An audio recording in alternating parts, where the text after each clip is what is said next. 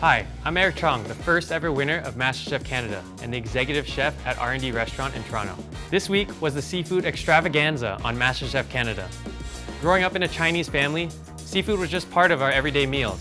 As a chef, the vast variety of seafood available provides me with so much room for creativity from different textures, tastes, aromas, and even different colors. The options are pretty much endless. Join me as I take on the seafood challenge. My favorite type of sushi is a spider roll, a soft-shell crab sushi roll. Soft-shell crab sushi rolls make the best rolls because it has a little bit of crunch inside that nicely steamed, delicate rice. So we start off by steaming the sushi rice in the Miele Combi steam oven.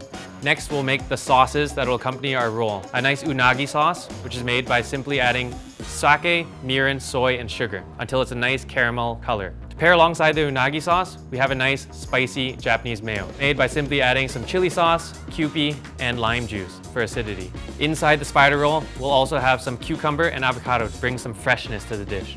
The soft-shell crab is dredged in cornstarch and then a nice tempura batter, deep fried until golden and crispy. The sushi vinegar is drizzled over the rice spatula to evenly distribute the flavoring. Now we're ready to roll. The nori goes on the sushi mat, then that seasoned sushi rice. We'll add some sesame seeds, black sesame seeds, and masago for some nice color. We'll flip over the nori so that the rice is on the outside. Inside gets julienne cucumbers, avocado, and of course that beautiful crispy soft-shell crab.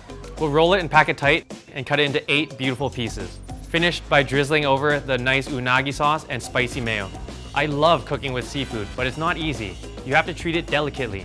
Soft-shell crab is unique, flavorful. You can make it quick within an hour. Be sure to subscribe to the Miele Canada YouTube channel and turn on notifications to watch the latest episode of my return to the kitchen.